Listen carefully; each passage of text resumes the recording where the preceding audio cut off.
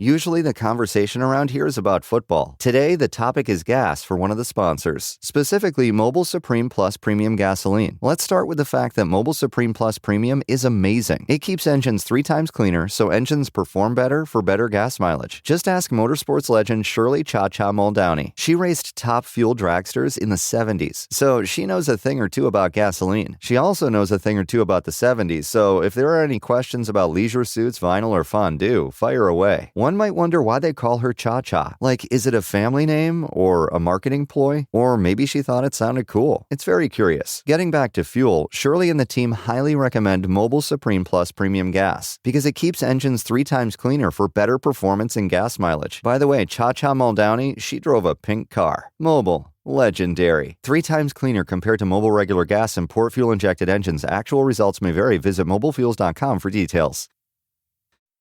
They say everything happens for a reason, but I suspect everything happens for a Reese's. Like this commercial break. Did you need 15 seconds away from music? Or 15 seconds to eat a Reese's? Perhaps it's true. Everything happens for a Reese's. What kind of waxing was this? I did a bikini wax. You did a what? They tried to talk me into the Brazilian, which you know what the Brazilian is? That's the bikini plus the butt. They do a little butt strip. And I was like, Who? Well, they said the butt's actually not as painful. I don't want to do it. Kylie's response was, Jason, that's the one thing you could have used.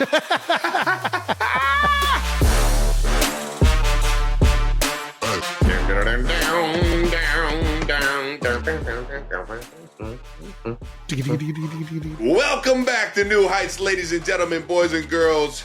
A Wondery show produced by Wave Sports and Entertainment and brought to you by Audible. Yeah. Who wants to read when you can just listen?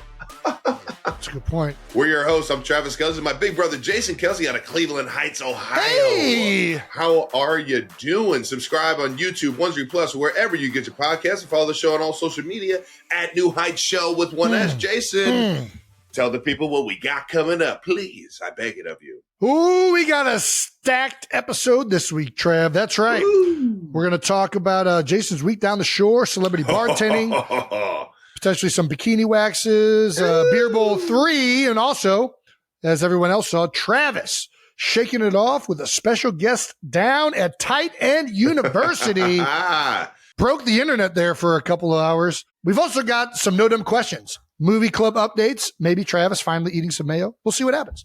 Oh, and yeah, Brad fucking Pitt is on the episode, ladies and gentlemen. That's right. He's stopping by. Brad Pitt. Travis, you already know this. We already talked to him. But yes, know, he's I'm in excited. the episode. He's going to talk all things F1, the movie, really just F1 in general. The guy's a huge fan of cars and racing. His Chiefs fandom, and some more shenanigan thingies. I don't know, whatever. All right, first, it's time for new news coming in. News. Film club updates. We asked you guys to help us pick our next film clubs. And here are the top 4 most liked suggestions. Pretty Woman, the Hannah Montana movie, most popular response by far. Man, that sounds miserable. Okay, Parent Trap, 10 Things I Hate About You. Do we have to go with these 4? No. So there are a couple other suggestions that I thought were interesting. Okay, nice. 1, it is the 50th anniversary of the all-time greatest summer scary movie ever created. Nice. You are hooked on the scary deal. All right, what do we got? Jaws. 50th anniversary.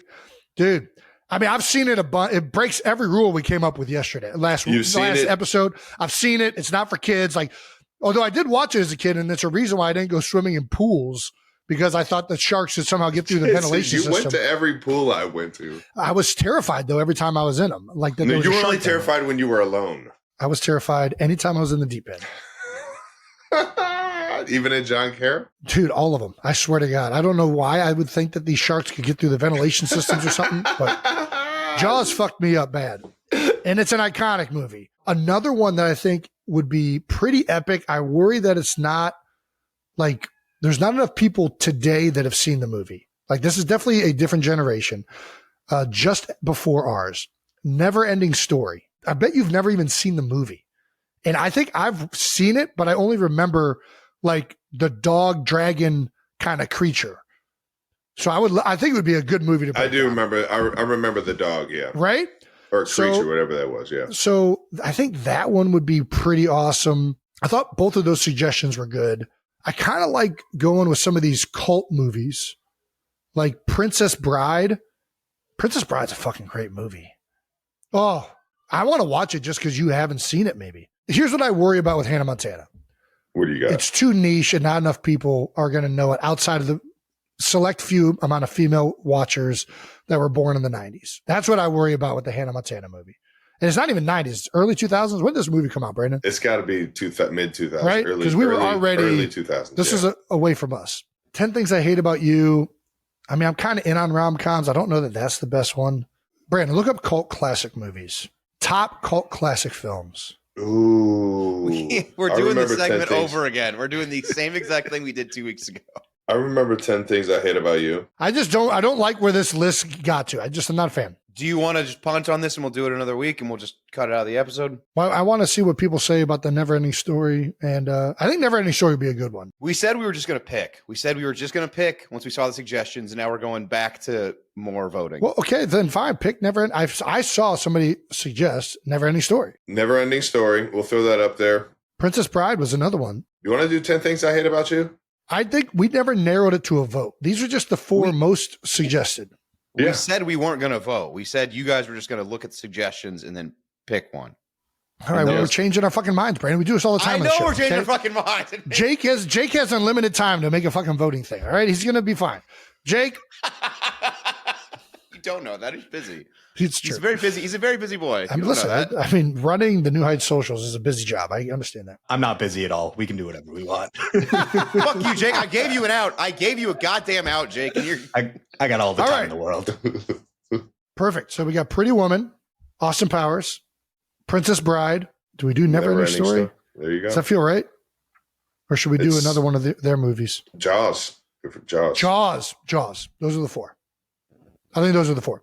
It's the 50th anniversary of Jaws. I would love to go back and dive deep on little Jaws action. Put it to a vote. Perfect. Boom. All right now. See, that's how it's done, Brandon. Yeah. Gosh, we got there so much quicker than last time. All right, in other new news, Travis has gotten a pin up now. Holy shnikes. I don't know if you guys saw this. Happened quick. Yeah, it did. And it was. How does it happen so fast? It is. Listen, there's a lot of half naked Kelseys going around the last couple of weeks. All right. Our friends at Accelerator challenged someone to get a Travis Kelce pinup tattoo.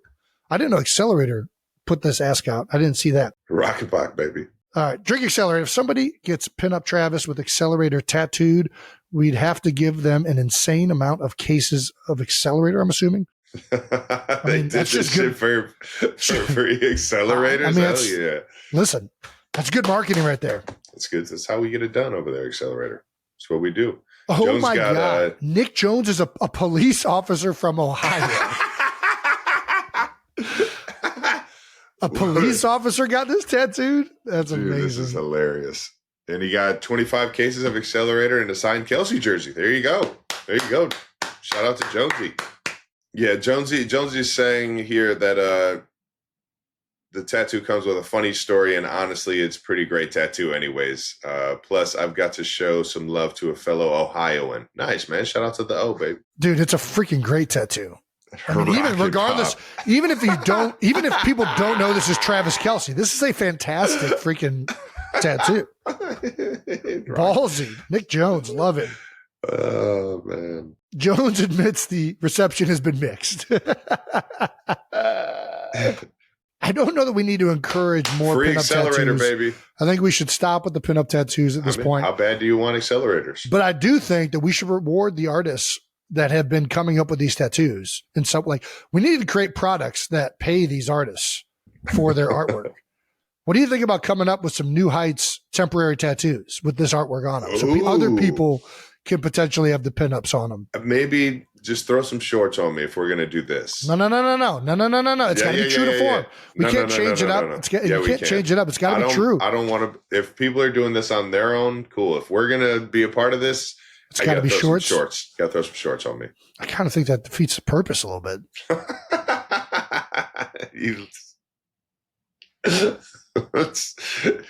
Dude. Maybe we can figure out something. God damn, that was hilarious. What would we give to have somebody create a Jets Jake pinup tattoo? That'd be pretty epic. That'd be fucking hilarious, actually. What would we give them? I don't know that we have much to give other than money. A signed jersey. Yeah. You get to come on the podcast? Yeah, no, that'll get you. Listen, I'll bring you on the pod if you get to pin up with Jets Jake. Yeah, you get to jump on the pod and ask any question you want, man. I mean, anybody that gets a tattoo of Jets Jake is going to be an interesting person. So they're probably going to be great on the podcast. Probably be a fucking, big show. It's a good point. Yeah, I think that's it for the pinup talk. All right, we're good. All right. Well done. Shout out to Officer Jonesy, man. Officer Jones, that's right. Breaking news, last item of new news. The University of Cincinnati has sent us an exclusive look at the brand new Nike jerseys. That's right. We're the first ones to see them. I don't even know if the team see them. This might be the first time the team sees them. Let's see these puppies. Here we go. Did you not get them? They're in Kansas City. I'm not in Kansas City. Okay, I got you. I got them. Bam! You see it? Is it good? Ooh, they went a little retro with it. I dig the outline. I always forget you were number 60 in college. I was. I mean, it looks like a Cincinnati jersey. They went more sleek this year. I'm a fan with it. I think sometimes the colleges go a little bit too much. I think those are clean. You got a white one? We also got the pants. No. We just got black. Okay. Everybody knows black is better. Black is slimming. Black is slimming. No offensive lineman likes to wear white. I mean, they're clean. They're very clean. And they definitely have a little bit of a retro look. Are the numbers different? Are they different style numbers? Did we go backwards in terms of like I think numbers that we used back in the day? I think what's different is they have like the red outline around them. I don't ever remember that having it. Okay. And I'm sure the styling is a little bit different too. Yeah. This thing is nice. I'll tell you what, those things are going to look sweet when we're in fucking Arrowhead. That's right. Laying an ass whooping on Nebraska. Let's fucking go, Cats. The corn down by the river. I see. You're going to squeeze in this thing. This is what happens when, you know what I mean, you lose a little weight, guys. You can start squeezing into things a lot easier. How do I look? Dude, you got so thin that number 60 doesn't look good on you anymore. I know. That's how thin you got. I look like a long snapper now. Yeah, I need a big old keg on the waist and like a long hair. Do I go back to number 48? My linebacker numbers? Would that look better? That would even look more like a long snapper. 48's a long snapper number. I think 40s are probably where I would sit. Yeah, somewhere in the 40s. So depressing. 45, a nice 45. Nice 45? A nice 45. Ooh, a 4-4 all-star? 4-4 is definitely the best 40 number. All-star was 4-4? All-star was 40. Good call. 40, right? Sorry. Yeah, correct. Pretty sure. You're correct, yes. Somebody else was, at Syracuse, 44. There were like two all-time great running backs. They both wore 44. Is Jim Brown one of them? Yep, Jim Brown and Ernie Davis. Those are the two. Nice. So yeah, I'll take a little Jim Brown all day. 9 yards a pop, high school, baby. Let's go. What a legend. I mean, I ran like Jim Brown. I was basically Jim Brown in high school. It was like a reincarnation. I want to apologize right now because I told Bussin' with the Boys I hung out with them. Apologizing to who? Me? Yeah. What did you do? I told everybody you were in the marching band again. Why do you keep spreading this misinformation? Because you could have done that and you didn't do that, but that would have been so badass because you average like 20 tackles a game. Yeah. No. And if you would have done that, 9 yards of pop on offense, saxophone in the middle of it, and then just been out there. I mean, I would have done it if Mr. Baker would have made me, but Mr. Baker was a football guy and he was like, no, you need to be getting your halftime adjustments. We're not going to be doing this. Mr. Baker knew it, yes. Yeah, Mr. Baker was good. And I also played in the jazz. I was doing tons of extracurriculars in the band. I think it's hilarious. Nobody else thinks this lie is funny. Well, nobody thinks it's a lie. They just think it's because that's what kids do. It's not. It's not even a far-fetched lie. Like it's not even like you won't believe this. It's like this. A bunch of kids have to do that in like a lot of high schools. Yeah, it's just there's a numbers thing going on here. Well, I guess that'll be fun. There we go. All right, what else are we talking? Did you guys talk a little bit of Cincinnati? matchup with Bussin' with the Boys? You know it, baby. Are they confident? They're very confident. And also, I did realize this. We're in Nebraska country out there. Oh, yeah, but it's still going to be. It's going to be, and the Cornhuskers, they travel pretty well. I know a lot of people that are travel. Chiefs it's like a fucking 2-hour drive for them. It's 3 from Omaha, but yeah. All right. It's we're going to need to travel too, cats. We're going to need some people in the stands so it doesn't feel too crazy for our boys on the field, baby. Let's go. It's going to be ruckus, but that just brings the energy. Who cares if it's home, away? Who gives a shit? The Bearcats are fucking coming. Shit. What's how are they saying Raiola looks? His dad was an all-time center for the Detroit Lions. Very confident. To be fair, Will does this every year. Doesn't matter who their guys are. They're going to state. They're winning it all. Will's a big false confidence guy. I respect the fuck out of it. I respect it. As you get older in the NFL. I can see right through it, Will. I can see right through it. As you get older in the NFL, when you're young, you kind of hate guys that are like rah-rah bullshitting type. It's like, will you shut the fuck up? I don't need to hear this right now. I'm just trying to get my day started. And then as you get older, you're like, God damn, I kind of need that guy kind of shout. Come on. Fire me up. I got zero energy right now. Fire me up. Need an energy guy. No, I respect it. Yeah, it's going to be a fun matchup. Yes, sir. All right, now let's get to what a lot of the people are waiting for. What's up? We got out of the house. We did. That's right. Out of the house is brought to you by American Express. Jason, I think we should start with you. Start with us? Okay. Yeah. The least exciting of the out of the house. All right, now, Jason, let's get to what happened on the shore this weekend, man. The shore, yeah, sure. Yes, okay. Please. And you already know we were both doing our own thing. I was at tight end. You were at the beer bowl, raising a bunch of money for the Eagles Autism Foundation, as you guys always do. I solemnly swear that I will never miss an Eagles Autism at the shore ever again. I had so much FOMO watching all the videos. It was good. It was a fun time. Year 5 of the Shorebirds is in the books. It looked absolutely epic. Cooper DeJean, Sidney Brown, mm-hmm. A bunch of familiar faces from the Eagles showing up. Brandon Graham, always a fan favorite out there. For sure. I didn't see that many videos of Kylie this year. We want to know where Kylie was. They're out there. There's a picture of her flipping me off. Let's see if I can get that one. That one I just saw today. I remember it happening. Happy. That makes me happy. Yeah, I mean, listen, who doesn't? Everybody knows flip off by someone you love is an endearing thing, right? Yeah, of course it is. Let's start with the Bo Allen bet, though. I mean, that was the one that went viral. For those of you that don't know about it, Jason, please catch everyone up. Yeah, so I mean, we mentioned this on a previous show, but yeah, I think everybody saw the viral moment with the Speedo. We did talk about it in the podcast. So Bo Allen and I have been in a weight loss competition for the last 3 months. And the bet was you get 2 points for every percentage body fat loss, and you get 1 point for every pound of muscle gained. Bo Allen in 3 months lost 2% body fat, and he gained 4 pounds of muscle. I'm rounding for the sake of argument. So he was roughly close to 8 points. And I lost about 3% body fat, but I gained no muscle. I was really like over 2.5% body fat, but I gained no muscle. It pretty much stayed flat. So I lost. See, that's what people don't understand is people don't understand us Kelseys. People don't understand us Kelseys. There's still some strength even in our fat. Oh, for sure. It's one of the things that allowed me to play in the NFL for so long. That's what I'm saying. I think I'm missing it. I think that's one of the reasons I got injured, but we'll talk about that in a second.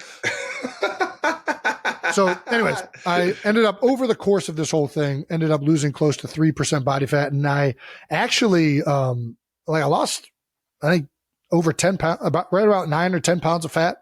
So ultimately we're both winners in my book. But I definitely was a loser of the bet.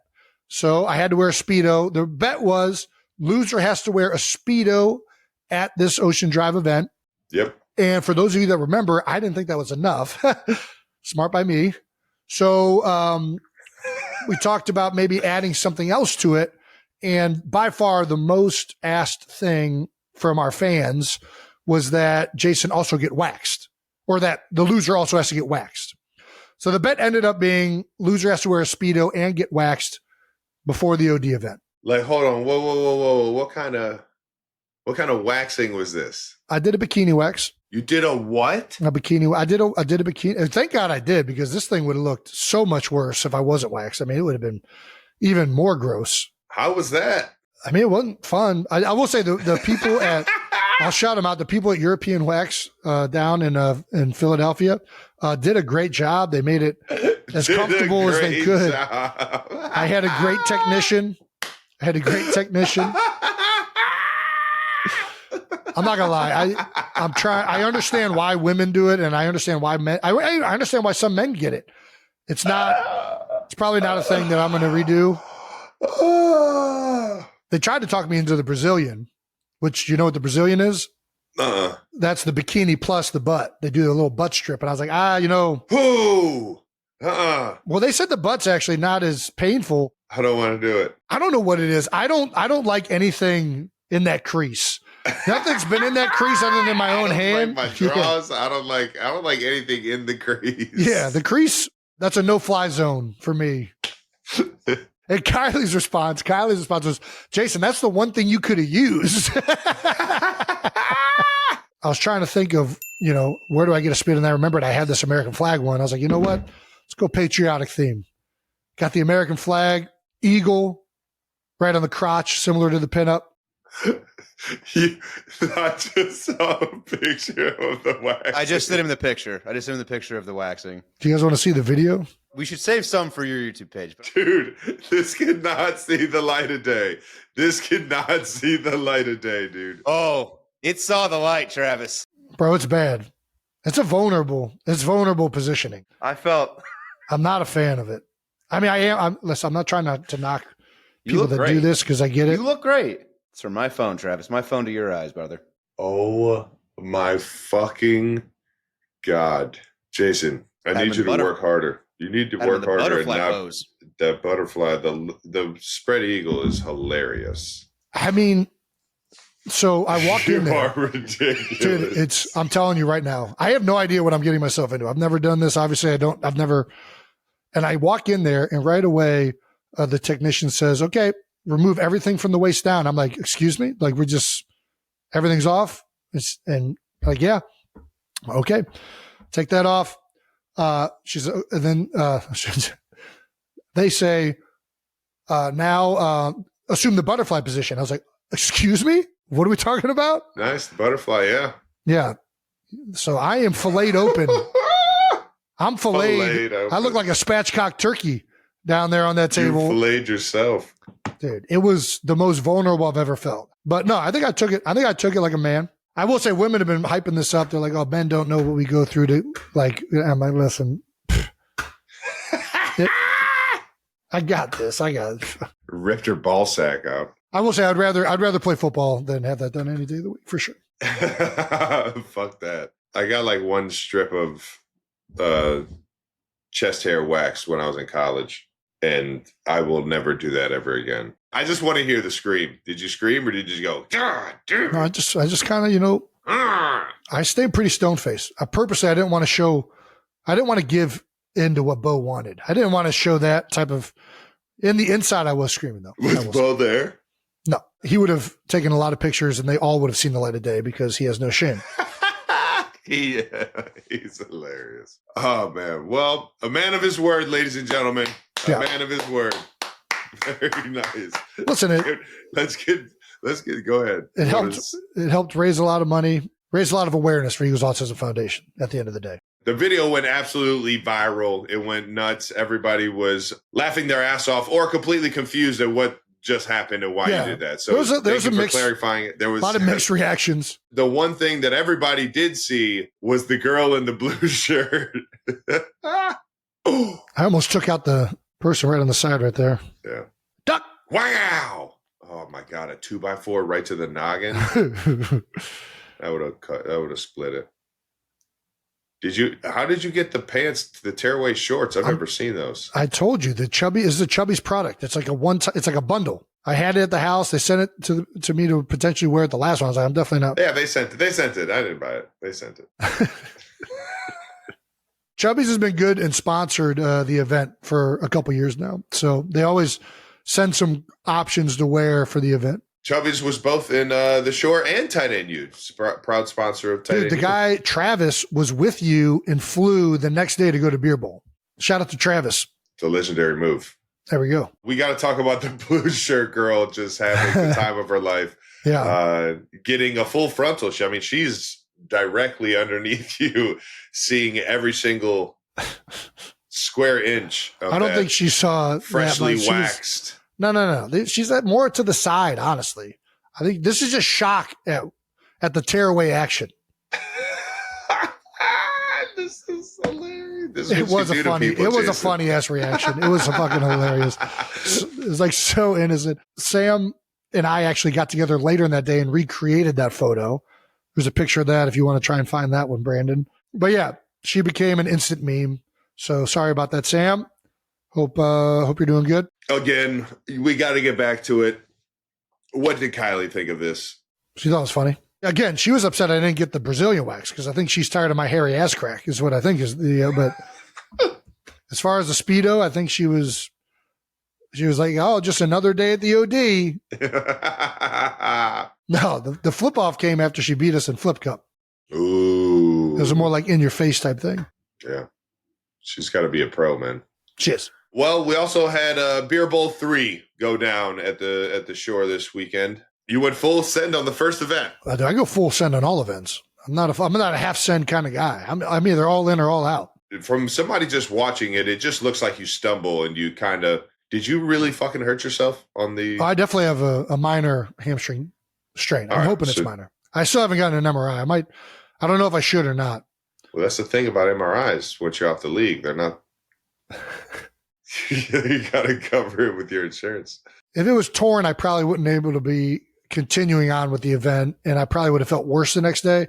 And it just feels like I got a nice little strain. Is it black and blue? It's not black and blue. It's a little swollen. Oh, you're good then. Right? Yeah. Yeah. But no, I don't remember when it happened. It definitely happened on that event. I got a good running start. Brandon, we got video footage of this thing. I got a running start down the dock. This is linebacker Jason right here. Yeah, this is I needed the extra fat to help hold this thing together. That's what I'm saying. But no, everybody was kind of being right next. I thought maybe this would be an advantage to build up speed. And then I was out of balance. I get right back up though. Look at this. Look at that powerful lat pull down right back up onto the raft. There you go. I don't know if it was yourself. I don't know if it was the initial. Right back in. Oh. I think that might have been where it went. It was either there or the initial stumble. Left or right? Right. So the right kind of got caught, and I tried to pull. And you tried to. It was like keep right yourself above the water. So it was either there. Oh, is that it? Or it was here. I don't know. It was one of those two spots. But immediately after I got off the raft and I was in the shark-infested waters, I realized that my hamstring was either cramping or strained. And when it didn't go away, I was like, fuck, I just might have tore my hamstring. Luckily, I'm the only one that got hurt. There you go. Yeah. Which is shocking, quite honestly. Yeah. When you mix wet obstacle courses with alcohol, typically you need an EMT on standby. So well, we did. We had EMTs, we had lifeguards. We did it in as safe as a way possible. It was actually a great event. Possible. I'll tell you who really showed up with a lot of energy. They won that event. They won multiple events.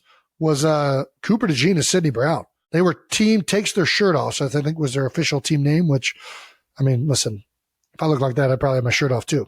There we go. Sydney. Chug to start off. Oh, God. Oh, God. Gets it going. Oh, right over. This is an awful angle, Jake. But he is moving. He is moving. Went right through that thing. I've heard Sydney, by the way, has had an outstanding summer. He did really well this year in OTAs and everything. People are excited about him. Coop, great chug. Great chug. Nice. Jumps short the gap.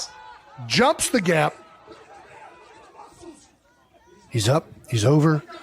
And then he's army crawling. Army crawling. Oh, no. That's going to waste some time. Oh, God. Oh, God. No, I think that's the way you had to do it. And he's in. Way to fight. Way to fight it. They were both competitive as hell. And they beat me and Bo in Flip Cup later in the freaking in the event. What the fuck? You're getting whooped by fucking everybody. It was a bad showing for. Well, I was also hurt at that point, and my morale was down. Hurt? You had a pulled hammy and Flip Cup? Jason, don't start this. Listen, I'm not going to throw Bo under the bus because he's the only reason we made it that far after I pulled my hamstring. I fucking did great in that Flip Cup game. I might have been the best individual performer in the Flip Cup. I was held down by Bo. Bo fucked me in football. I'm just going to, listen, you live and you die as a team. I'm riding with my buddy. Everybody's got to hold their end of the bargain, man. I'm riding with my guy, but it was an atrocious performance by Honey Bobo. We lost by 1 cup. We had 23, and I flipped 15 of them. Do that math for you. Actually, we flipped 22. 22. Dude, Hey. yeah. No, Bo's he's got to meet you at least halfway. It can't be just like a quarter of the board. We gotta figure it out, Bo. If there's one thing Bo did a great job it was on the grease pole. Turns out Bo Allen is an expert at navigating grease poles. Let's show this one. An expert at navigating grease poles. Woo! Bow! It's a good race. It's a good job. Good job. Was that was the goal, is to hit it? Yeah, you had to get to the end of it to get points. And he said, screw trying to run. Well, everybody who tried to walk made it like 2 feet on, and then they fucking ate shit. So this ended up being like the last 3 competitors from like Sydney, Bo, and Connor. They all figured out if you just like jump and slide on it like a seal, that's the best strategy. Yeah. This is him filling the A gap right here. We might have to, we might have to extend this, although I don't know how much further it can extend. I don't know if you want to keep it. Yeah, that's the diciest one right there. Oh, dude, wait till you see some of these guys, how they fell on that thing. There were some good falls. Shout out to Stone Cold Savages, who ended up taking home the win, and the $50,000 as Beer Bowl champs. They were the runner-ups from last year. Insane that and you they guys got it give out done. $50,000 for this shit. Listen, we got to reward these degenerates. Stone Cold Savages are a great team. And it's a beautiful story of perseverance. It is. It's a beautiful story of we're going to get better. It is. From last year. Yep. And I'm going to fucking take some Stone Cold Savages into this fucking NFL season. You should. Let me get a hell yeah. Hell yeah. The full recap of Beer Bowl will be up on my YouTube page. That's Jason Kelsey, at Jason Kelsey. I think that's just the name of the YouTube page.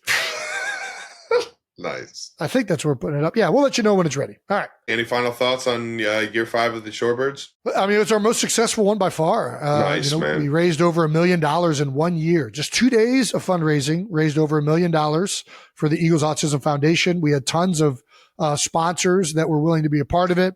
Tons of athletes and celebrities lent their time to guest bartend or participate in Beer Bowl. Hell yeah. Tons of 92%ers showed up. And then just a bunch of Eagles fans. Sea Isle is a special city. It really is. It's a family-based island that, people are just looking to have a good time. It's very neighborly. It's very community-based. Never had a bad day at the shore, man. So, they show up. They've shown up for all the other ones, and they showed up for this one. And everybody combined, we raised a lot of money. That's going to go a long way for care and research in the autism community. And shout out to Ryan Hammond, the head of Eagles Autism Foundation. You're right. For her involvement. She kind of gets this whole thing going. It's a lot of work on her end, especially with all the other events she has to do with Eagles Autism Foundation, but she handles it like a unbelievable professional. And then shout out to Kai. Yeah. Kai also does a lot of lifting on her end to get this thing up and running. It was just a really special event. It was an awesome couple days, and can't wait to go for year 6 now. This next year. That's crazy. Shout out to everybody at the shore. It looked absolutely Shout out to the Ocean Drive. Shout out to Sea Isle. Shout out to OD. Shout out to Yacht OD, Club of the Sea Isle City. There you go. Shout outs left and right, baby. Looked like a blast, and I can't wait to join next year, baby. Let's talk about where you were this weekend, which is Nashville, Tennessee. That's right. Vegas. Travis was out of the house at Tight End University. Let's start with the football portion, the thing that nobody wants to listen to us talk about. You had Jeremy Shockey out there this year. Jay Shock, baby. Dude, how excited were you to see Jay Shock out there? Are you kidding? It was my first time finally meeting him, and I had, there's certain guys that made this position what it is today. Sure. They made it fun. They made it exciting. Guys that bring personalities to football, and you can latch onto that. Shockey made everybody love like seeing a tight end with the ball in his hand just running motherfuckers over. It was electric. It was electric. That shit's infectious. That's the guy that you want on your team. Through my entire life of meeting my heroes in the NFL, he's another one where it's just like as soon as he's in the room, he ignites the room. Yeah. He's here to like talk to you about just anything you have to ask for him. He's willing to, spit the gospel on. And it was just cool to finally meet him, knowing that through the grapevine, everyone had said nothing but amazing things about him throughout his entire career, man. That's awesome. You also had the Browns tight end tried a Happy Gilmore swing. What's this? Let's take a look at this. I mean, listen, he full sent it. This is a much bigger windup than Happy Gilmore has done before. You got to stand closer to the ball. Yeah. You got to get closer to the ball. Happy did not have that far. No, he took like maybe one step, maybe two steps into a crow hop. You can't take a run and start like that. It's just everyone knows in golf you got to eliminate variables, and that there's just too many variables for that one. That's a good send, though. I mean, listen, it's a full send. I respect the fuck out of it. Yeah. Well done, Brendan Bates. Theo Vaughn out there running routes. How did Theo look?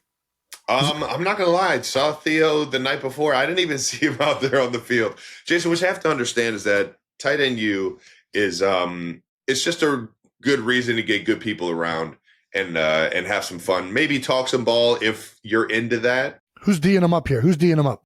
It looks like I can't even tell the fucking screen. Look at that stance though. That's good. Yeah, right. Look at that fucking stance.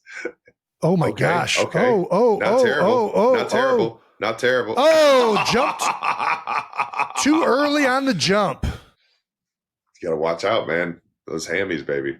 Dude, yeah. Absolutely hilarious. So we only did one field day this year. We have too much goddamn fun in the evenings that going back out onto the field hungover for 2 hours in 95, 97 degree heat. Just, we'll do one good day of work and then throw some parties, raise some money, and have some fun. I think we finally kind of found the perfect mix of like hanging out, talking ball, as well as putting in some work. Every single day we got workouts up at Vanderbilt. Guys are definitely getting in the works, knowing that, we got the season coming up in less than a month, or we're going to training camp in less than a month. And it's just good that what people don't understand about the tight end position is that we're the I got you guy, whatever you need guy. We're the guy that will block the guys that are bigger than us. We'll run routes against the guys that are smaller than us. And whatever position they put us in, we're expected to get our shit done, get our job done, as everyone is on the field. But we get put in more situations than most. And that means we naturally just have a selfless mentality and a I'm here for you, whatever you need type of mentality and like vibes. And it's everybody across the entire like NFL. You figure this out, and it just makes tight end U so much fucking fun. Right. Because everybody's there to just have a good time. Nobody's there thinking, too big of themselves or like they don't want to share their secrets. Everyone's here to help out each other and make sure that you're spreading the word on how you got to where you are. And sometimes it's just it's hearing somebody's story and hearing how they even got into the tight end position, Right. Yeah.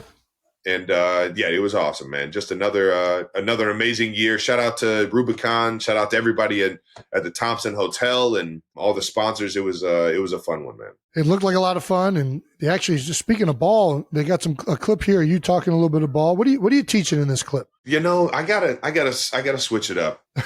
Mitchell Schwartz called me out on this, and he's got such a good point. Don't get me wrong. These are fundamentals that I like to think. Like I like to work these fundamentals in the offseason. Let's play the clip, Brandon. What are we doing? I don't want to listen to myself, man. Fuck. Take your headphones off. A lot of other people like listening to you. All right, go ahead. Big guys, it's so hard for us to just throw 1 foot in the ground, going 75% speed in a route to get out of there, right? So we want to use two steps. If you can get two, if sometimes Dude, I'm not talking about shit. It's so hard. If you're lucky enough to run them, but it's so hard to put into words. I know exactly what you're talking about. Out of a break, you have to slow that momentum down and really gather that power so that you can explode out. I'm trying to talk physics, and I just don't. I need to start breaking in Newton's laws of motion. In the direction that I want to go. Don't always want to understep. I do that a lot, unfortunately. But if I get to choose what I'm doing, I'm going in at a powerful position. That means if a defender's on me, I'm still strong getting out of that thing. You know what I mean? Like I can gain separation And it's hard to gain separation if you don't go in at a controlled pace.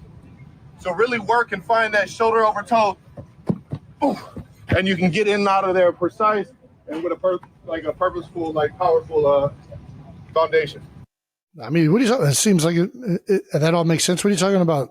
Yeah, I mean, what did you not like about that? What did you not like about that? I just don't like how I talk. It's hard when you're hungover to be articulate and say the right things while you're running. Like typically when you're working out, you're not speaking at a loud value. Like I do. It felt like I was holding my breath the entire time. Yeah.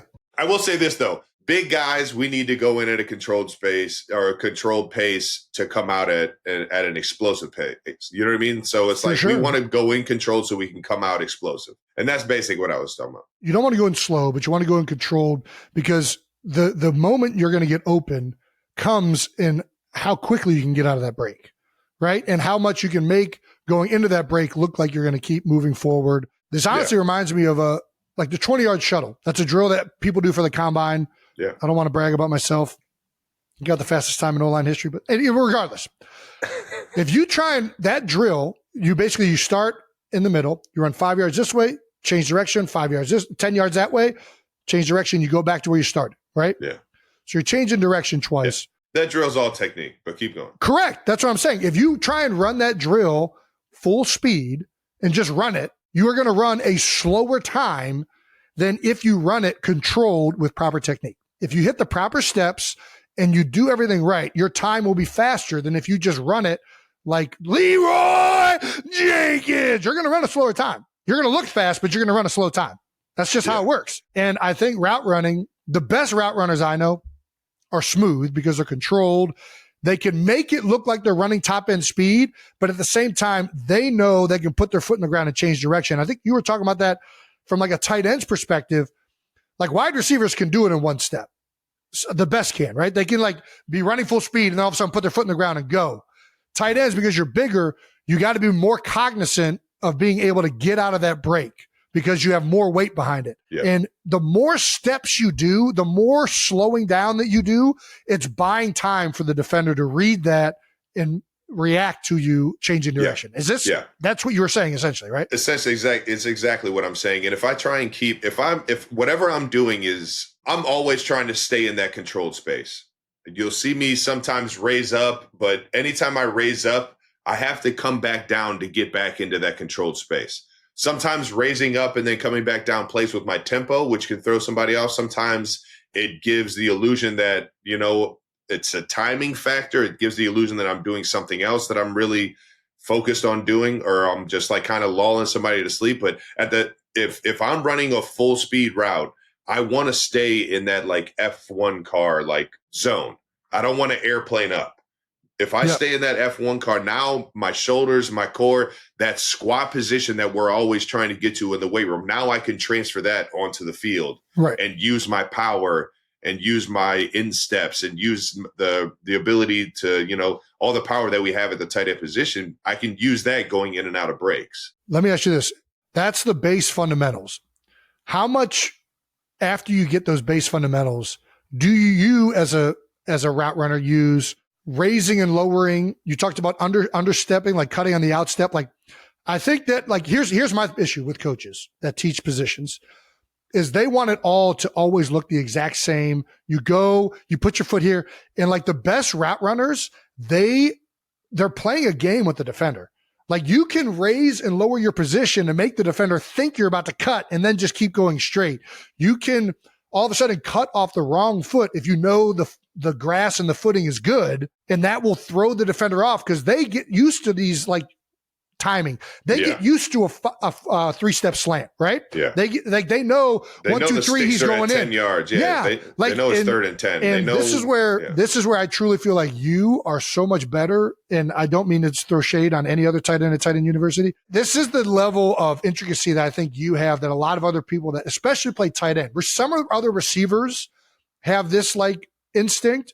And I don't know if it's because you played basketball or what it is, but it feels like you have a way of manipulating your steps, your body language, I used to say you have Gumby knees. Your knees are always inside your toes. So it's like, which way is he about to go? He can go either way. It's not giving it away. Staying on those insteps. That was actually one of Evan Ingram's big notes this year at tight end U. And I'm big on using all insteps and the outsteps of routes, but you hear me say I don't like it when I undercut or I understep. But at the same time, if I'm at a controlled space, if I'm knees over toes, and I have good ankle flexibility too. So it's like I can get on those outside edges and still be at a controlled balanced place. Yes. But as long as I'm not tall and trying to go on the outside, as long as you're not out of balance doing it, like that's what it comes out of. The biggest thing is getting to that F1, finding where you like reside in that F1 car. Like I said, 75% speed. When I was really like at my peak athleticism, I could go 85% like speed and still be able to bend and turn and get in and out of a break and that kind of stuff. But at the same time, I can always, if I'm 85 and I'm still in that F1 car, I can take off and get to 100. Exactly. You know what I mean? So it's like I can play with tempo, I can play with getting in and out of breaks. And then when you add in the mental aspect of, you know what I mean, understanding all the route concepts, understanding all the defense. Yeah. Like now you can attack with precision. Right. You know what I mean? And it's purposeful movement. It's IDing the defense and having a plan and having these instinctual plans kind of set in place so that you can just play fast. Absolutely. Let's get to what everybody else wants to talk about is listening to the show. There was a surprise guest at Tight End University. I don't know if she's surprised, but it was a surprise to everybody on Twitter. Special guest, Taylor. Taylor showed up to Tight End University. How did it? Tay showed up. Yeah, we. I mean, you already know How did this come about? We're in Nashville. She grew up in Nashville. She moved there when she was younger. We had this plan for a while that we were gonna have some fun with the tight ends, and especially Tight Ends and Friends, all the evening events. I'll say this: I won't say when the idea came up, but when we were there at Tight End and Friends, and we knew that there was a professional like Kane Brown who could figure it out. He's a pro. He's been on stage a million times. He's not shy at all by any means. He's a true professional. Tay just kind of went up to him and the band and just was like, "Hey, if you guys are down, like, I'll go up there, play a song, and see if we can, pop the roof off this place." Man. And sure enough, she's so good with just everybody, just people, and making people feel comfortable in it. Yeah. And absolutely rocked the stage yet again. It was awesome, man. Well, she killed it. She shook it off for sure. She shook down the roof. That's for damn sure. It was a surprise. Everybody didn't see coming. I know I didn't. I'm over here checking. I'm like, what the hell? Tay's up on stage. How'd this happen? How'd they get her to go up there? That's amazing. She was like in the back doing like musical notes for the band, like sheets of music. She was just like kind of like writing out like I think the hi-hats maybe. I don't know. I'm not a musician, but she was like making sure that the band and everybody knew. Everybody was on it. Everybody was just, and then just went out there without practicing, and it was pitch perfect and just killed it. That's cool. Very cool. It was awesome, man. What was this her first time at an event sponsored by Dude Wipes? It has to be the first and only, I would assume. Yeah. Dude Wipes got it. Yeah, they got a good one right there. They got a good one. You guys killed it. Tight End U, probably the most traction I've seen it get for multiple reasons. It's getting so freaking good. George, and I'd say I have to show love to George and Greg. Those two guys, Rubicon, the Kittle family, Claire for hosting the significant others side of things. It's so much fun being around that group, and it's really starting to become a family. And man, it's year in, year out, man. If I could never see myself not doing this, so we gotta tie the shore and Tight End U up a little bit better so that we can I can get you out there. I got to get you out there. I would love to go. I don't know what I'm going to do at Tight End U. I got to see you in cleats. No, I just got to see. I got to see the footwork. See if you're coachable. We gotta see some things. I could have played tight end. No doubt. That's what I'm saying. And I see the frame right now is a 265 frame. For sure. That's a tight end kind of frame. I got to see what this looks like in routes and everything. I would not have been a route runner. I want to see if the hockey edges translated with you like they did with me. Well, that's how I got. How do you think I got the highest, the lowest 20-yard shuttle time? Yeah, that's all about it. You were just hockey stop. That's right. Hockey Everybody stop. else like, oh, stay on your insteps. I'm like, that's the dumbest thing I ever heard. I can be on the outside of this foot and the inside of this one to maximize my force. Gosh. Shin angle. You guys don't know what the fuck you're talking about. The first night at tight end U is always the welcoming night, and we ended up having a time. Just everyone's got an Aperol spritz or a spritz in their hand. Spritz. It was a sounds like a major league party. Oh, Greg we Olson's, all got spritz. Greg Olson's favorite. I had about 30 of them. Greg Olson's favorite drink is a spritz. Don't put this man on blast like that. No, he loved it. There ain't no shame in that man's game. Are you kidding me? It's Greg fucking Olson. Life of the party, baby. Was he wear Speedos too? No. If he does, he doesn't wax. That's for sure. Or if he does, he gets the full Brazilian. My bad, Greg. He did this, Greg. He did this. Yeah, so we're all enjoying spritzers, and we end up at Aldean's, and we're up till the crack of dawn, just having a blast, being around each other. And then I go in the next day, and at 10 a.m., I got to give like a 30-minute, like basically seminar on route running. And it's so hard. Like I gotta stop getting hammered before these things, man, because I feel like I'm not connecting to anyone. I'm not connecting to anyone. Oh man, it was hilarious, man. So hopefully the tight ends are getting something out of it, both entertainment wise, having a good time with the boys and the families involved, but at the same time, hopefully the guys that could use the takeaway with the football knowledge are getting a lot of it. Dude, before we get out of the house segment, you had a golf outing. And again, I so solemnly swear I will never miss this ever. I'd have to be at the golf outing. Golf is like kind of my secondary thing right now. I'm getting good. Wow. It was all scheduled at the same time of tight end U, but yeah. How was it? It was fantastic. It was the hottest day in Philadelphia. It was actually, if it would have broken 100, it would have been the 8th time this millennia that it was over 100. Golf in heat is tough, man. It might be one of the reasons I lost a bow, if I'm being honest, because I sweat so much and dehydrated myself so much. And a lot of the DEXA scan comes down to how hydrated you are. And I had it done the next day. Just going to throw it out there. Don't do that. Just being honest. Don't do that. How'd you play? I played terrible. I mean, legitimately atrocious. I don't know what it is. My swing has been messing me. It's better. Like when you watch the swing, it's better, but I'm just not playing as well. I don't know what it is. Be an athlete out there. Overall, outside of that, it was a freaking amazing event. Nice. Kingsford was a major sponsor. They donated a bunch of money to put it on. Jess Pryles came and cooked, I think over like 50 tomahawk steaks. I was told from multiple people. I was told from multiple people it was the best food they have ever had at a golf outing. There was a Esposito, like pork, I think was the name of the pork guys. I don't know. The food was just incredible though. Jess, Kingsford, the entire team, everyone there killed it. I think Rolling Green, the course that it was at, they all did an outstanding job. And overall, we grossly raised, I don't know how much minus expenses, I don't know how to balance a budget sheet, but we raised over $400,000 for the B Philly Foundation. Oh, shit. Dude, we killed it. That's a week of fucking foundation like raising right there. I mean, through the B Philly event, which raised over $400,000 plus for the for my foundation, B Philly, that supports inner city kids, education, and other foundations that are doing good work with kids and families in Philadelphia. And then also with the Eagles Autism Foundation events down at the Shore, I think altogether in 1 week, we were able to raise $1.5 million roughly for charities. God damn, that's awesome, man.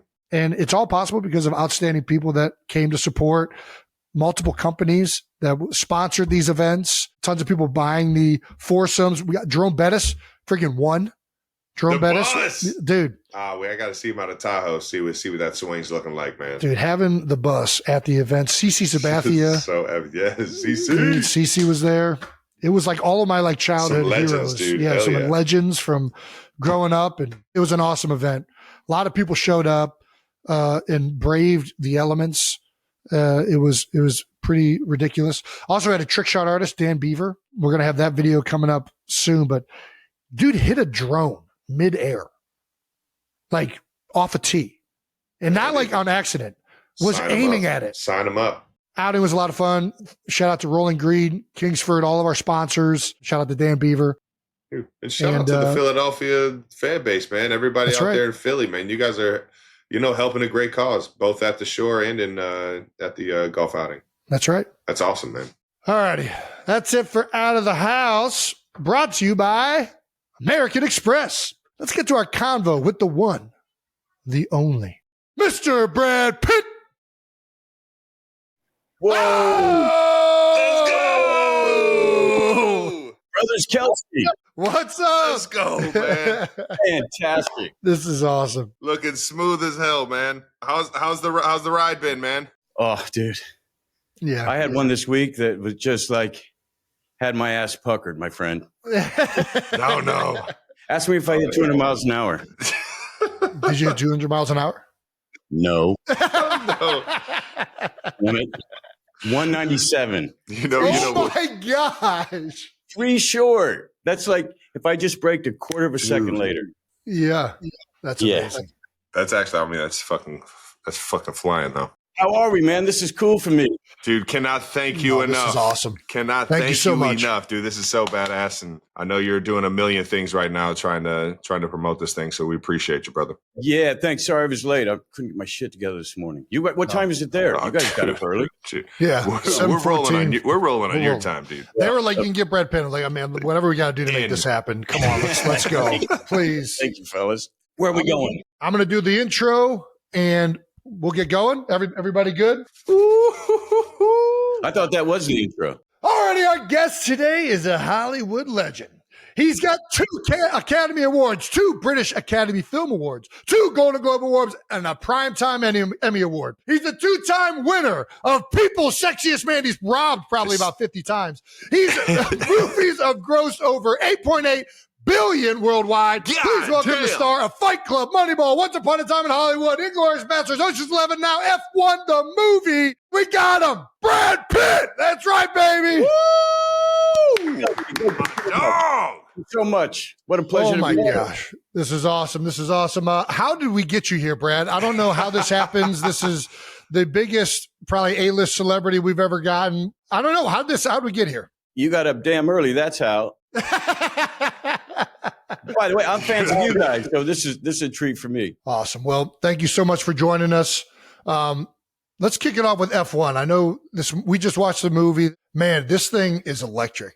And I got to say, I'm going to be honest, straight up out front. I'm not the biggest F1 fan. Travis owns an F1 team. Yep, this will make you fucking hype about F1. Just racing in general. This was an electric movie, man. Yeah. Well, you get a badass dude that and to come in and just create that team chemistry. A lot of people may see F1 from the outside as just the driver and his car and everything like that, man. But you make it a whole family experience, like that team camaraderie experience, man. And your character's absolutely badass. So it's definitely a movie for everybody, man. It reels you in, dude. Yeah, it's a team of like 500 people. I mean, they got a whole NASA space control back at headquarters who are even running strategies in live time while the race is going. It is definitely a team sport. You bought into Alpine, right? Yeah, I'm in Alpine, baby. I'm in Alpine right now. You guys got some work ahead of you. Yeah, you already know.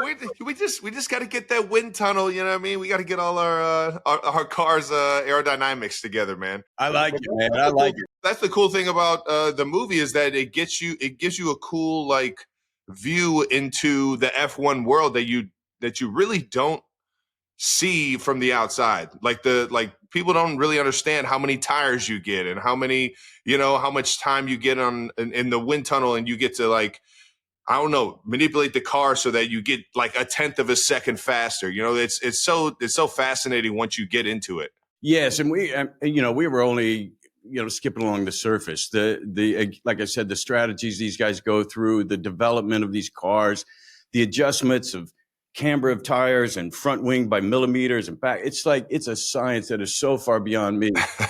But the movie, I think, does a great job of still talking intelligent enough to hardcore F1 fans, and they are hardcore like us with football. Yes, like around the globe, it's a religion. But it's still very inviting to people who are not familiar with the sport. So I think that's our biggest achievement here, besides being just great fun. For sure. That was one of the things I was going to say. It has just enough of like the technical side that a dumbass like me who knows nothing can kind of follow. I'm kind of getting this here. All right, this is cool. I also just love the Hayes' whole like vibe. Like with F1, I always think of it in this world of almost elite racing status. This is the best of the best, but it's got this high class level to it. And Hayes comes in here. Yeah, he's driving in a freaking van. He was serving time as a taxi cab driver. You spoke volumes to Jason Kelsey. You spoke to me. This is what I want to see. I want to see a guy go in there. Yeah, I want someone living out of their van to go into F1. That's what I need. This dude, Jason, was literally the first 5 years of his career in Philadelphia was considering buying a boat and just living on the dock in the Delaware. That's right. Kylie nixed that. I had this romantic idea when I first started. I was going to drive, 18-wheelers. I was going to drive them half the year and stick to my roots. Yes. And like get into film the other half. And, we know what went out. You never got into 18-wheelers, dude? No, that long haul was a lot more work than I thought. Yeah. Have you always been into cars? Like, are you just a car guy? I've always been into bikes. I mean, I do have in my DNA that that redneck gene that, motorbikes and barbecues and, we would ride anything we could ride. We would get on it. So wheels were always a thing. But later in life, I really got into bikes and MotoGP. I'm a fanatic for decades, since the McDoing days. But now there just weren't enough races. So now, then I got into F1, around the Vettel era, probably into Lewis, and now I'm into Indy, and there's still not enough races, so I got to get into NASCAR. There you go. Yeah. Well, that's where the barbecue vibe is. You want to get back to those redneck roots. There's plenty of that in the NASCAR world. Someone pointed out, it was really interesting. This never occurred to me, but NASCAR, our love for NASCAR comes from our history with bootlegging. That's right. And outrunning the cops. That's pretty badass. That's one of the coolest things I like about NASCAR is the history of that. And like all of the old legends were bootleggers. Like that's how the whole sports originated. And that's who doesn't love running from the cops? That's one of our our greatest pastimes, running from the police. One where it's so elegant and proper, and NASCAR, they'll scrap it out. They'll get down and dirty. Oh yeah, they'll still throw some bows. Man. Good fun. One of the other things with the movie is you're an old grizzled veteran, right? You've been around, and there's so much, I'm sure with Travis and I, honestly with football, where all these young guys come in, they're on their phones or on the apps, and like the landscape has changed even just in that, 13 years that we've been in. I don't know. It was just very relatable for us watching that as a veteran football player. For you, was it easy to tag into that, being an actor and seeing like how the whole world has changed with movies? Like, was there some type of relatability there for you just in terms of that? Yeah. I mean, at first I had to suck up a lot of old man jokes. It was fair enough. Nidris, that charming motherfucker.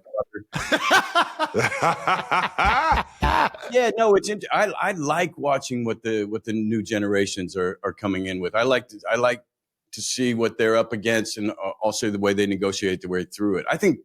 I feel like they enjoy it more. We were a little more uptight and had to be about acting. You didn't sell out. You didn't sell out. And now it's this thing of, hey man, we can be artists in many different arenas. So let's do it and let's enjoy it. Absolutely.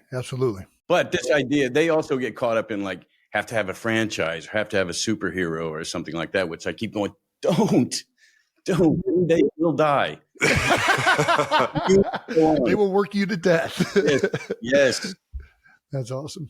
In terms of your like training for F1, has getting like an understanding of the car and everything like that, and relating it to all the movies that you've done in the past in terms of like the fighting stuff and like just getting ready and understanding, I don't know, your role. How was this like different from movies like Fight Club or anything you've done in the past? Dude, well, Fight Club, we were just like riffing, you know, we weren't supposed to be like, have any idea. We knew what we're doing, which fit me and Edward just fine. That's amazing. But this one, oh man, I mean, we got in the cars 4 months, I think 4 months before. By the end of it all, we'd been driving these cars for 2 years. I think they said we put 6,000 miles in the seat. Holy shit. These things, it is shocking what these cars can do. It is shocking. And ours, I've been in an F1 a couple of times now, but ours is a chopped F2 made with a Mercedes Aero package, made to look like F1. And we're still, what my point is, we're not even pulling the G's. Those guys are pulling. And it is harrowing. You cannot believe what these cars can do.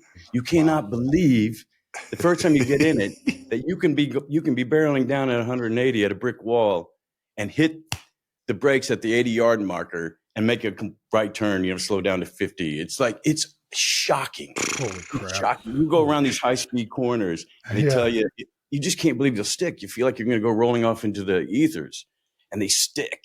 And you're in this, it's just the most sublime feeling I've ever felt.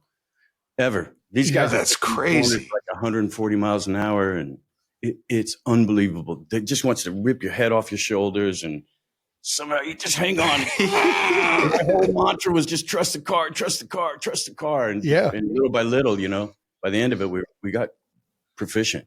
Yeah, those are some of my favorite shots when you're freaking barreling down at something and you're like basically playing chicken with yourself. You're like, oh man, like how long can I hold this off? How long can I hold this off? That's crazy. Yeah, it's pretty awesome. Like I said, did you have somebody in the F1 world? Go ahead. Yeah, we had. I mean, F1 opened the doors for us. It was really getting. Joe Kosinski, our director, was really smart. His first thing when he had this idea was to go get Lewis Hamilton. Yeah, and Lewis as producer, Sir Lewis, man, that man's knowledge is. Yeah, I have yet to see the end of that man's knowledge. He opened the door for us to get us in. It's crazy. F1 was really gracious with us. All the teams, the team principals, all the drivers. We would go in and talk to the drivers' meetings, tell them, you know, what we aim to do. I mean, it's audacious. It's unprecedented. You're going to take actors, put them in real cars on real tracks, and embed us through the race calendar. Yeah, of F1. yeah. I mean, like we couldn't do it with football. There's just no way to do it. You know, like on any Sunday, they had to make up an imaginary team. But we couldn't embed themselves with you guys. Yeah. It's like, it's crazy. The first time we went driving out in front on a race weekend, on quality weekend, we have it all rehearsed. Everything's got to go right. We got to prove it that we don't cock up the system so we can continue to do this. And I go out in front of 100,000 people and my comms go down and I'm driving blind. I mean, driving deaf. Oh my gosh. And somehow we got through that. And then we have our first thing on the grid. All the cars getting ready to take off for their formation lap. We get 10 minutes to do our scene. We do our scene and our cars are supposed to take off and one dies. And the guys scrambling to get oh my gosh. Guys come out, run it off the track by the time Max Verstappen is coming back around to get ready for the race starts. So we had our moment. No way. It worked. It worked in the end. Yeah. That's crazy. God damn, that's insane. Let me ask you this. You've done a racing movie now. You've done baseball. The scenes in this are so well shot, and it's just a very cinematic movie. It's just really well done. What is the most cinematic sport? Well, if you could do do you want to do other sport movies? Are you happy with baseball and racing and that's it? I love a sports movie. When they work, God, they just, you know, give you on the top of your neck. It's the greatest. It's the greatest. Absolutely. I look back at Gene Hackman and Hoosiers and Ooh. Redford and The Natural. You know, you get that. There's even something more. Like sports, for me, like even one game is an entire lifetime. And you see, we watch you guys, we watch your fate, we watch how you deal with adversity, how you fight through it. And it's really an amazing metaphor for a lifetime. And when we get it right in sports movies, and I felt like we really got it right in Moneyball in a lovely, beautiful way to add to that lexicon. And I think this one does too on a really big level, because the racing it's probably the most visceral racing experience you'll ever have. But like all great sports movies, when they're great, there's also a story there. There's also you're moved by it. You know, and we're funny as fuck. Yeah, for sure. Yeah. So we got that to deliver it, but this kind of spiritual ending to it all, I'm really proud about. Absolutely. Yeah. The best sports movies, the sport is almost like a background for these metaphors and things that are so relatable to what you're saying, life. And everybody has played sports and they've gone through this. So when you're watching it, when I'm watching this movie, I'm getting goosebumps because you've been in these situations before. Maybe not, I haven't been in an F1 car, but I've been in situations like that. Oh yeah. Everybody thinks back to that and it makes you so much more into it. I was about to say, when you're flying at the end of the movie, that's the feeling that I get when that ball is in the air and I'm chasing it and it just gets death. And you could just, you feel in that moment of, 100%. And it slows down. It feels like the ball's going like, and it's just a crazy feeling. And I was sitting here watching the end of that race. And I'm just like, I felt like I was flying with you, dude. It was awesome. You guys did an unbelievable job of grasping that. No, that is, and of course we live vicariously through you guys. Our teams, like I knew when the Sooners lost, I did not talk to my dad for 3 days. That's just stay clear. Yeah, right. That's the time to ask for an allowance, car, whatever you want, man. It's the same thing. I feel the same. And I love the Eagles Chiefs rivalry. I'm a Chiefs. I'm a Missouri boy. I'm an Ozarkian. Come on, baby.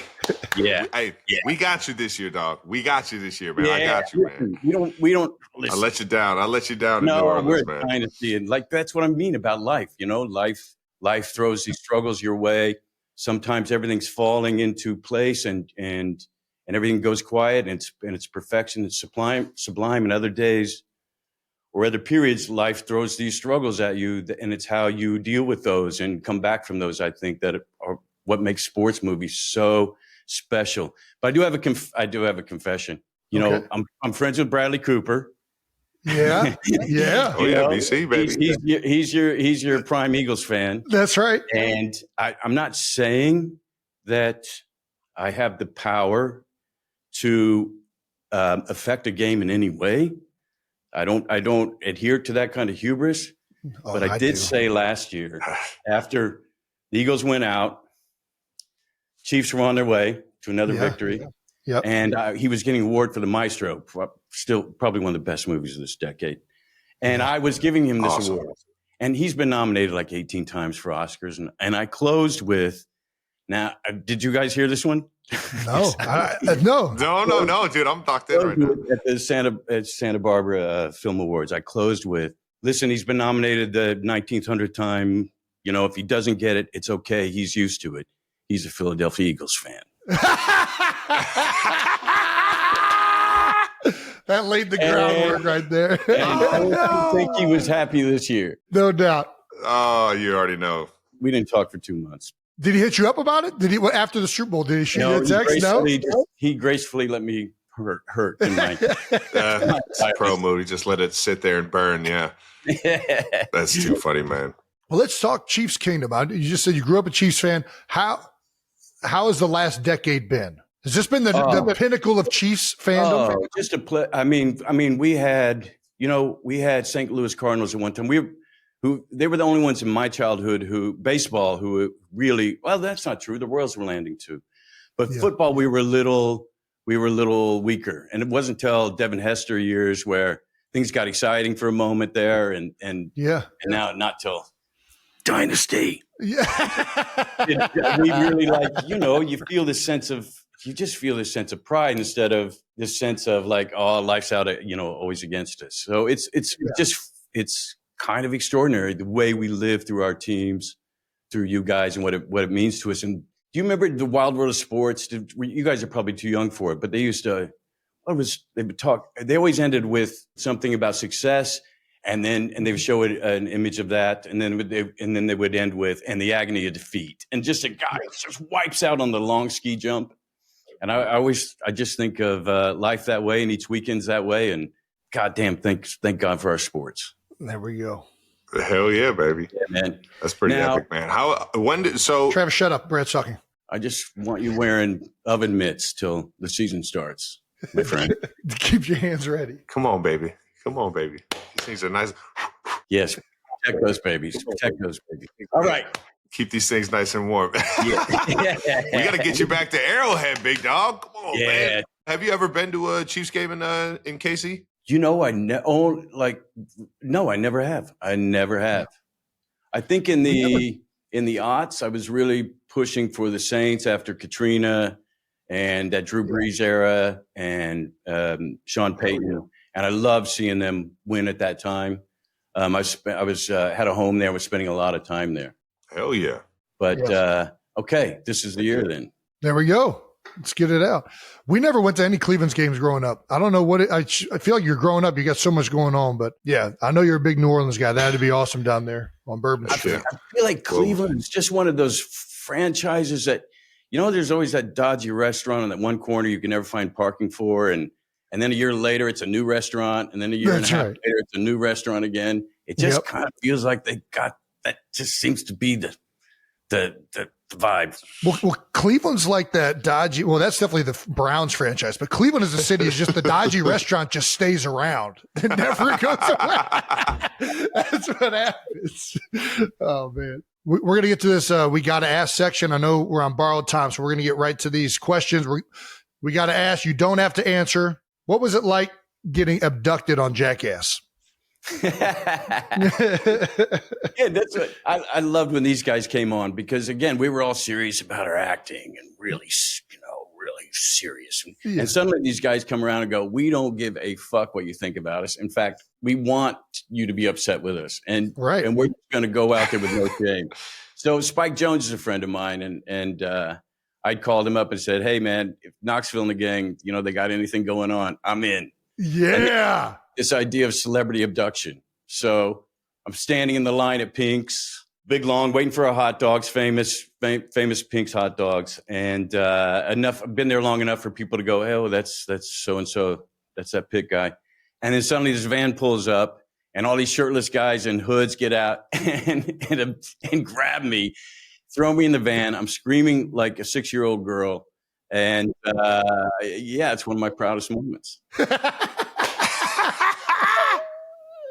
Oh, that's Come on, those guys. Oh my God. Dude, I just met Johnny for the first time. I was freaking starstruck. Dude, I watched so much of that growing up, man. So much unbelievable stuff. Did you ever get your hot dog or no? No, I'm still waiting. Those guys, man. We also had a co-star of yours on the show, Little Dicky, where he said he got you to do a cameo in Dave by just sending you an email. Is this real? That's right. He sent an email. He'd heard that. I thought, little man, this is brilliant. What this guy's doing, he's carving out territory no one else has been. Yeah. And I guess he got word, so he wrote me an email, and I thought about it for a night, and I couldn't find a reason not to do it. And that's what I wrote him. I was like, man, I tried. I tried to get out of it. I inquired with Buddhist monks and all the great religious minds of I couldn't find a reason not to do it. So I'm in. It's so good. I love it. And there we are. That's so badass. It was supposed to be a cameo, and then like 2 nights before, I get the script, and it's the whole episode. I was like, like Dave. That's great. That's amazing.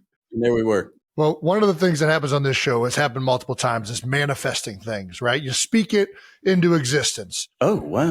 Is there a co-star or director that you haven't gotten to work with that you'd want to? Ooh. I'm a huge PTA fan. I think he's just damn brilliant. Paul Thomas Anderson. Yeah, love what he does. That'd be good. All right, Yep. Good deal.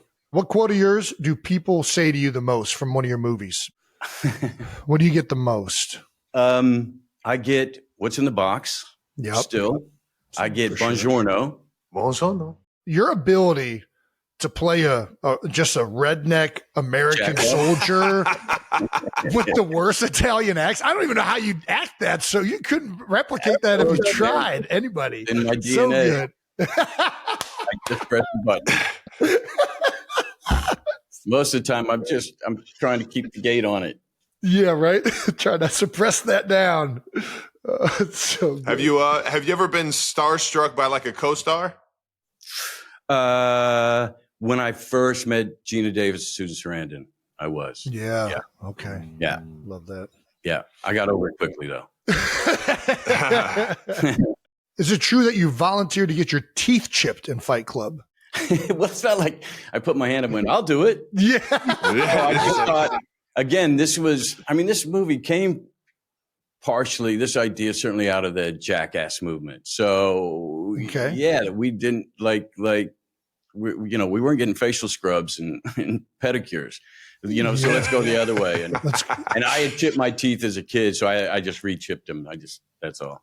Okay. Took the bits off. Still took the other bits off. Yeah. You're known for constantly eating on the screen. Best food you've ever ate on camera? Damn, I don't know how I get this. Like people eat in life. Yeah, right. Like I think it was in Oceans, and I figured he's always waiting around. He's like the consigliere of the group, and he's always doing this, and he's got to eat on the run. That's all. That's where this came from. There was like thought behind it. That's too funny. And now anytime I eat in a film, I'm like, I guess I'm a bit of a grazer, but yes, okay. So that's my everything I've done. That's what I'm known for. The best thing, I had an ice cream sundae. I remember an ice cream sundae, big parfait thing on. Ooh. I'll tell you a story. Haven't thought about this for years. One of my first movies. I'm doing this little independent film. We're shooting in this little tiny cafe. It's full of the crew, so there's about 60 people in there. It's hot. You can't breathe. Mm-hmm. And my character hadn't eaten for days, and he gets his big plate of beans. First plate of beans and bacon. And I was all like, method. I was like, I'm gonna do this right. I'm gonna, and I just powered down this plate of beans. Take 2, do the same thing. Take 3, I do the same thing. Take 4, I do the same thing. Oh no. Something hit me. Oh, I know exactly what hit you. We all know what hit you. And there was nothing I could do. I was stuck in this chair, and nature took its course. Yeah. And then there was nothing. I went, oh, great. I got away with that one.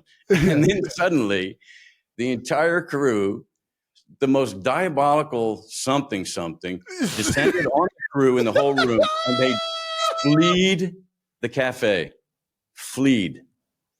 So, dude, hey, the confession you've heard first, right here. Hey, that's great. And ever since then, I paced myself. Beans will do it to you, baby. That's right. You should be proud. Hey, you clear a room. That's Comes from an offensive lineman. You already know that's a badge of honor. We had oh my gosh, Green, all-time sack leader, one of the up there with the Steelers for a long time, and then he was coaching the Packers. Kevin Green, and he came in. He was coaching the D line. He came into the O line room to try and give us tips on how to block D linemen. He came in there. Guys are farting nonstop. Oh, no. And he was like, "You guys are the O linemen suck. I'm out of here." He just left the room. He gave us like 2 pointers. By the way, have you ever met David Fincher? He is probably the most knowledgeable man about your sport that you will ever run into. Oh, interesting. Like he would. The minute you mentioned this guy, he would pull his name up. Who's his team? Or is he just a fan? Just love it? He's a lover of the sport, man. Yeah. Right. Yeah. Like strategy. We ask athletes this question all the time, but what was your welcome to Hollywood moment? Welcome to Hollywood moment. Okay. I'll tell you my welcome to Hollywood moment. I got my first little thing. It was on a little soap opera, and my picture was in USA Today. Okay. And this was a big deal. Sent it to my mom and dad. Look, Ma, I made it. And it was with a friend. There was a girl he was really attracted to, a couple of girls, and we went over to their apartment. And we went through the kitchen, the back door, and I looked down the litter box, and there was that picture with a big cat turd on it. Oh! Big pit stain, cat turd. I said, that sums it up. That's right there. Welcome to Hollywood. And I've never forgotten that. I love it. I love it. God damn, that's good. Dude, Brad, we appreciate you jumping on, man. We know you got to roll to the premiere, man. Thank you so much for gracing us with your time, brother. And we'll get the Chiefs got you back this year, I'm dog. not worried, and I love you both. I enjoy you both out there, everything you do. Jason, is there any commercial you're not going to do this fall? There might be some for the rest of us. I was going to ask, do you have any acting advice for me? How do I do commercials better? How can I nail this?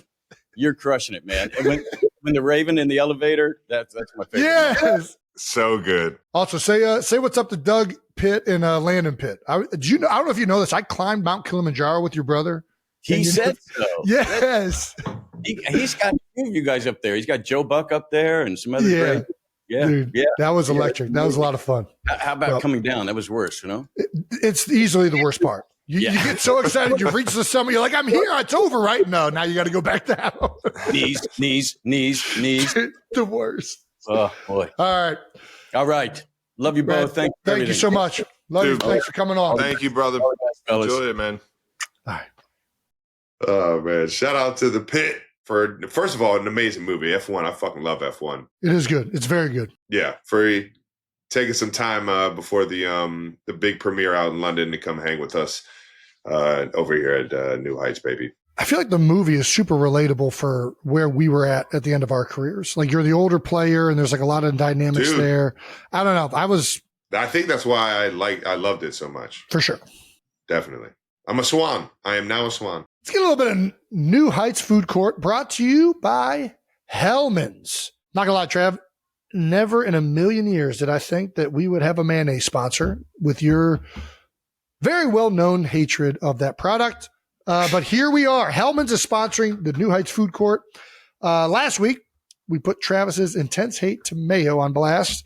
We've always been talking about it, but Will Levis, mayo lover, called you out on Instagram and challenged you to give Hellman's flavored mayo a try. I'm not going to give it a try, but I know he loves it. All right. Well, either way, Hellman's actually sent me some spicy mayo. Oh, nice, Jason. That's right. Apparently, we didn't send this to Travis because we didn't think he would hold up his end of the bargain. Well, I'm traveling. I'm everywhere. So probably didn't have an address for me. That's right. That's why. All righty. So, Travis, are you ready to eat your words? No, but I'll tell you what, since I've been all over the place, I think I know someone who actually has a love for mayo as much as Will Levis does. And that's intern Let's Brandon. go. Hey. Oh, Hi. Look what they sent me. Look at this. Eat your words. Eat your words on a chicken sandwich, boys. chicken. Nothing like a chicken nice. sandwich getting dropped off at your house at 6 o'clock in the morning. How about it? Yeah. Have at it, boys. You're so fired up. I actually am fired up. This has been sitting here. It's been sitting here for so long, and it smells so good. It's got spicy mayo, fried chicken, They got the mayo pickles. on the bottom. They got the mayo on the bottom. What else is on that bad boy? Lettuce, I see. Lettuce. They got pickles. I mean, that's everything you need. And there's your spicy mayo. Hold on. Here we go. This is the bite. All right. This is the bite. I don't even know what we're reviewing. Like, everybody watching this right now knows it's going to Everybody, the only person who's wrong is Travis, but that's fine. It's so good on a chicken sandwich. I'm not being honest. It really is. No, it is. It's a nice spice. It's good. Travis, I swear to God, you will like it. The spicy mayo is good. It's very good. It's good. Jason, it's solid. Put this on a sandwich. Put this on fried chicken is really good. It's spicier than you think, too, if I'm being honest. Yeah, I think they sent you a sandwich. Yeah, everybody that likes mayonnaise got a sandwich. All the Mayo boys got sandwiches. Sucks to suck, Trav. That's a good sandwich. The mayo, a little spice. Very good. Me like you the spicy. Put that on the bottle. Let's give it a little squirt. Damn, Helm. Yeah, get you a little squirt. This is disgusting. It's not. Stop it. It's really not. Would you ever do this with ketchup? Squirt ketchup in my mouth to see what it tastes like? If it was like a specialty ketchup, yeah, I would put my finger in it and lick it. Yeah. Try it. Try it, Jason. Try it. Oh, It's great. Did you hear that sound? Every squeeze bottle in America makes that sound. That's why ketchup, mustard, they all make the fart noise. I got to throw them out before they get to that. I got to toss them. That's good. I'm a big fan of spicy anything, really. I love hot sauce. Isn't it spicier than you think? I'm definitely getting, they put in a healthy kick. amount of spice. That's a good. healthy amount of spice. All right. I like it. Travis, we'll get you. We'll bring you over. It sounds like I need to give it a try. So maybe you will give it a try. Maybe another day. Maybe another day. Okay. What would you be willing to put spicy mayonnaise on? A sushi roll? I mean, yeah, that adds up. Okay. What kind of sushi roll you going? What fish? Shrimp tempura? You going spicy tuna? I can Tempura's dabble. good. I can dabble. I can go any which way. Like an eel? Maybe an eel? Ooh. Unagi. Ooh. Is that eel? I think so. I'm out on octopus. Everything else I'm in on. Alrighty, on behalf of mayo lovers everywhere, this feels like a huge win. This product, that is. Doesn't feel like a win that Travis didn't try it. We're going to work on getting him to try it. If you're a mayo hater out there, or if you know a mayo hater out there, challenge them to eat their words with Hellman's Spicy Mayo. That's right. Or flavored mayo. They have other flavors as well. The spicy one's extremely delicious. Because they may think they hate mayo, but, if they like garlic aioli or a spicy sauce, they may actually love this. That's it for New Heights Food Court, brought to you by Hellman's. All right, Nat. That does it for old Hellman's, man. I don't know about that one, but I'll give it a try. Hey-yo. Before we wrap this up, though, let's answer a no dumb question, because that's some of our favorite questions we ever get asked. No Dumb Questions is brought to you by Perplexity AI. Discover fast and reliable search with Perplexity AI today. Nice. Brandon, hit us with it. Hi, guys. Heather here. My Heather. no dumb question is about the 2-minute warning in football. Okay. And why does it exist? Is it really just a TV thing for like commercial rights and broadcasting? I know it's because it's there. The teams try to take advantage of it for controlling the clock at the end of the half or the end of the game. But does it really have any origin in like a football purpose before TV rights? I guess I could look it up, but I'd rather hear you guys talk about it. Go Giants. Yeah. Well, all right. Whoa. Thank you for the call, Heather. Whoa. Yeah. Definitely. Thank you, Heather. That's a very fair question. That might be the smartest question we ever got. I think just right off the bat, I do think there is a bit of like selling some sponsors or get some ads in there from the NFL standpoint, but stopping the clock right before half and right at the end of the game kind of makes it more dramatic and more of a special situation. The rules change a little bit. You can go out of bounds and the clock stops. You know what I mean? You can save time better at the end of game and a half. Yeah. Dude, I think it's got to be for commercial, and I would be shocked if this isn't for some type of advertising reason. I do think you're right. There are rule changes that happen after the 2-minute warning. And it kind of gives each team to regroup. You're playing different football. Yeah, and think about their planned attack, knowing that they're losing time and possibly the ball at the end of half. Maybe this is their last chance to score before they have to give the ball away. You know what I mean? Whatever it may be. I did look it up on Perplexity. What does Perplexity say? What does Perplexity say, Brandon? I did not know this either, but apparently it was started because officials kept game time and there was no clocks in the stadium. Oh, so it give wow. That makes sense. So they give everybody literally a 2-minute warning. A little heads up here, boys. We got to wrap this up. Game's almost over. You have 2 minutes or you're dead. What a wild way to play football. But yes, you guys are right. Yeah. What a wild way to play football and not know how much time is left in the game. No idea. Like, how do you? This is why we don't count the reps. We just, dude, what's the saying? This is insane. Don't count the reps when you're doing like conditioning. What's the saying they always say, dude? Fucking damn it. I forget what the saying is. I know what you're talking about, though. I was like, no, like I actually always look at the clock to see how much time is left. I always look at the clock. I always count the reps. I actually usually count the reps. If I'm doing a lot, I'll count it in twos a lot of the time.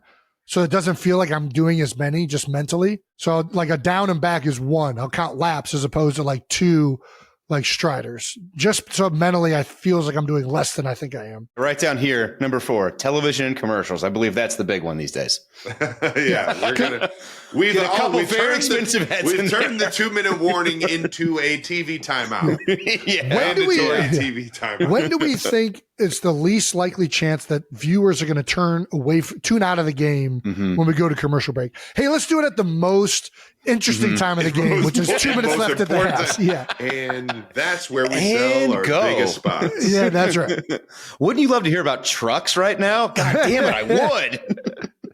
That's the 2-minute warning. I did not know that. I didn't realize that they played football and nobody knew how much time was left in the game. That's fucking wild. They still do it in soccer. Oh, they do. You're right. Shout out to Perplexity. Yeah, shout out Thank to you, Perplexity. Nailed that one. Giving us that history lesson. And shout out to Heather for the interesting Good question, Heather. Good question. Very good question. All right. That's it for No Dumb Questions, brought to you by Perplexity. Yes, sir.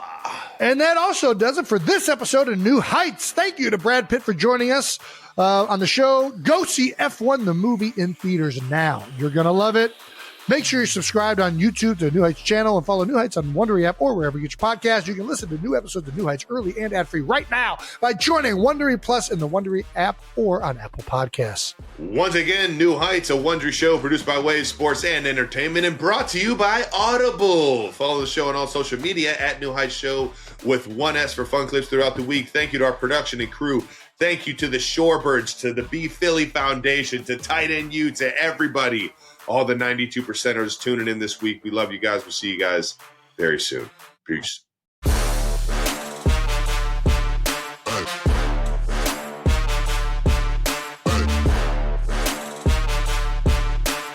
That was one of the first ones where I was so starstruck that I felt like I struggled to ask questions. Brad Pitt, I told you, dude. The whole time, it's just like, God damn, this dude's fucking. I should have asked. We didn't bring up that at all. We should have brought that up. I didn't even bring up Snatch. It's my favorite movie. Have you ever seen Snatch? No, I don't. I didn't get the reference when you said it. We should do a film club about Snatch. Maybe it's just Brad Pitt fighting. I like Fight Club and I like Snatch. Yeah, I couldn't. I'm with you though. I couldn't figure out how to ask questions. I was like fucking sitting here, like he's gonna think this is stupid. I felt like Chris Farley. What is that? What is that? Chris Farley show. No. Is that what it was? Yeah, Chris Farley show. He's interviewing like Paul McCartney. Remember when you did Wings? That was cool. That's legitimately what I felt like. God damn it! I suck. Remember? All right. Remember when you were in Fight Club? You remember in the movie when you were shifting and stuff? Dude, cool. you were like flying. You were flying. I love that part. Dude. I'm a fucking idiot, dude. All right. I mean, it was 7:00. I mean, 6:00 over here, but yeah.